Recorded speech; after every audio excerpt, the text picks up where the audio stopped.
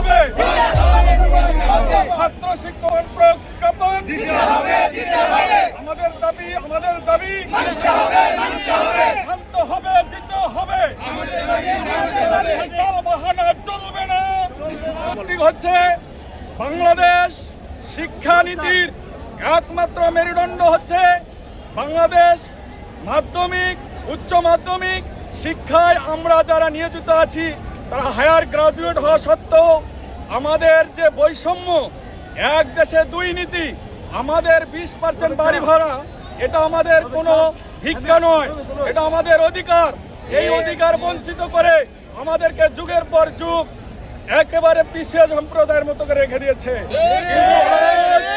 বর্তমান শিক্ষক সমাজ ক্লাস বর্জন করে ছাত্রছাত্রীদের পড়াশোনা নষ্ট করে রাস্তায় নেমেছে।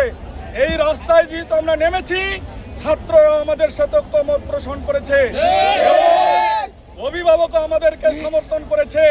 আমরা যতক্ষণ পর্যন্ত না প্রজ্ঞাপন পাবো আমরা তার কোনো কথাই শুনবো না। আজকে যদি আপনাদের দাবি না মেনে না হয় তারপর পরবর্তী কার্যক্রম কি হবে? পরবর্তী কার্যক্রম আমাদের যারা নেতৃত্ব পর্যায়ে আছে তাদের সাথে বসে আমরা সঠিক সিদ্ধান্ত নিব এবং প্রজ্ঞাপন নিয়েই ইনশাআল্লাহ আমরা বাড়ি ফিরবো।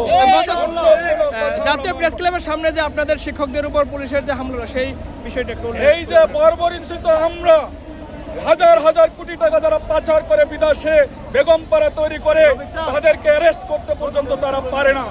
আর যারা মানুষ করার কারিগর যারা দেশ ও জাতি করার জন্য নিবিড় বৃত্তে কাজ করতেছে তাদের উপর যে বর্বরিচিত পুলিশের হামলা হয়েছে এর ধিক্কার জানাই, এর দৃষ্টান্তমূলক শাস্তি কামনা করছি এবং যারা যারা এর সাথে জড়িত এই স্বৈরাচার